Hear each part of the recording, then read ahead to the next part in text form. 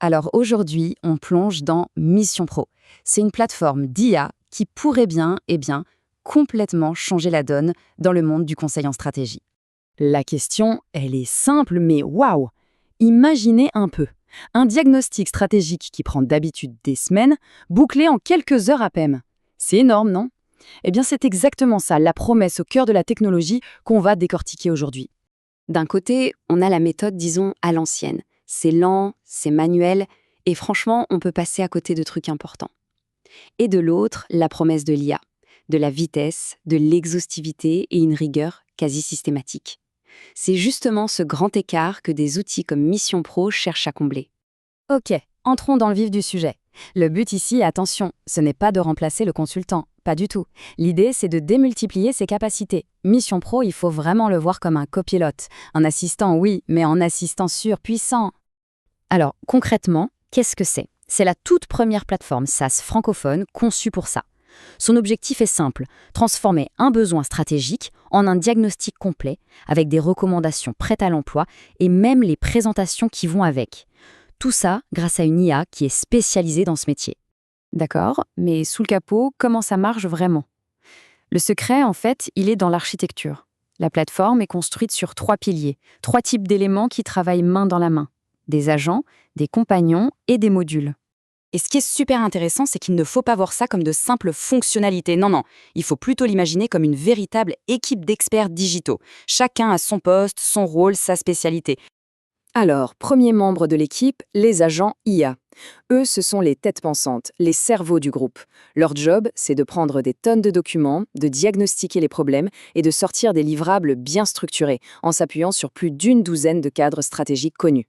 Ensuite, on a les compagnons IA.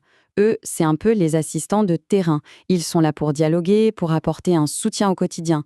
Ils sont guidés par des normes internationales, donc ils s'assurent que tout est fait dans les règles de l'art. Et pour finir, le 3e pilier, les modules IA. Ça, c'est la boîte à outils opérationnelle. C'est là que tout se passe concrètement.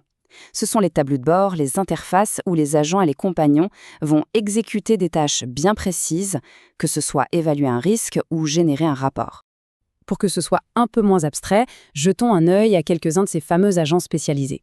On a par exemple un IA auditeur, un IA stratège, un IA analyste, un IA risque. On voit tout de suite le principe, chacun est hyper spécialisé. C'est un expert dans son domaine bien précis. Bon, à ce stade, on pourrait se dire en quoi c'est différent d'un ChatGPT ou d'un Claude?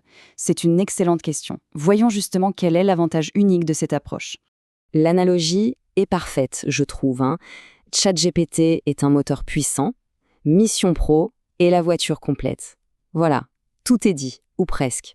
Ça résume parfaitement la différence fondamentale entre une technologie brute et une solution clé en main. Alors, creusons un peu cette image. Un outil comme ChatGPT, c'est un moteur ultra puissant, c'est vrai, mais c'est juste un moteur. C'est à l'utilisateur de savoir comment poser les bonnes questions, comment structurer la démarche, bref, de construire toute la voiture. Mission Pro, c'est la voiture déjà construite et conçue pour une course bien précise, le conseil stratégique. Les méthodologies, les prompts d'experts, tout est déjà intégré, ça change tout. Et cet avantage, il n'est pas juste temporaire, il est pensé pour être durable. Si on applique le fameux cadre d'analyse stratégique VRIN, ça devient très clair. Est-ce que ça a de la valeur? Oui, le gain de temps est colossal. Est-ce que c'est rare? Pour l'instant, oui. Est-ce que c'est inimitable? Difficilement, car la vraie valeur, ce n'est pas tant le modèle d'IA que les milliers d'heures d'expertise encodées dedans. Et enfin, est-ce que c'est non substituable? Eh bien non, parce qu'assembler plein de petits outils ne recréera jamais la synergie d'un système intégré comme celui-ci. Cette citation résume parfaitement leur approche stratégique. Nous n'avons pas d'équivalent direct, et c'est précisément notre stratégie. Créer un marché, pas en conquérir un. En gros, c'est la définition même d'une stratégie océan bleu. On ne se bat pas contre les autres, on crée son propre terrain de jeu. Bien sûr, quand on parle d'IA dans un contexte professionnel, il y a toujours 2 questions, 2 inquiétudes qui reviennent sur la table. Premièrement, la sécurité des données. Et deuxièmement, la place de l'humain dans tout ça. Sur la sécurité, le message est clair, c'est la priorité absolue. Tout est chiffré de bout en bout. Les données sont isolées, donc pas de risque de fuite entre clients. Et le point le plus important peut-être, il y a une garantie contractuelle que les données ne sont jamais utilisées pour entraîner les modèles d'IA. C'est une différence majeure avec les outils gratuits que tout le monde utilise. Et maintenant, la question à 1 million. Est-ce que l'IA va remplacer le consultant? C'est la grande angoisse du secteur. Alors, la réponse? La réponse, c'est un non très ferme. L'IA ne remplace pas, elle augmente. Elle libère le consultant des tâches les plus chronophages, comme la rédaction de rapports, pour lui permettre de se concentrer sur ce qui a le plus de valeur. Être sur le terrain, comprendre le contexte, interagir avec les équipes. En fait, il faut voir ça comme une répartition des tâches idéale. L'IA s'occupe de la structure, de la complétude, de s'assurer qu'on n'a rien oublié, et l'humain lui apporte tout le reste. Le jugement, la nuance, la compréhension fine d'un contexte. C'est cette collaboration qui est puissante. Ok, donc pour résumer, qu'est-ce qu'on doit retenir de tout ça? Et surtout, qu'est-ce que ça change pour l'avenir du conseil?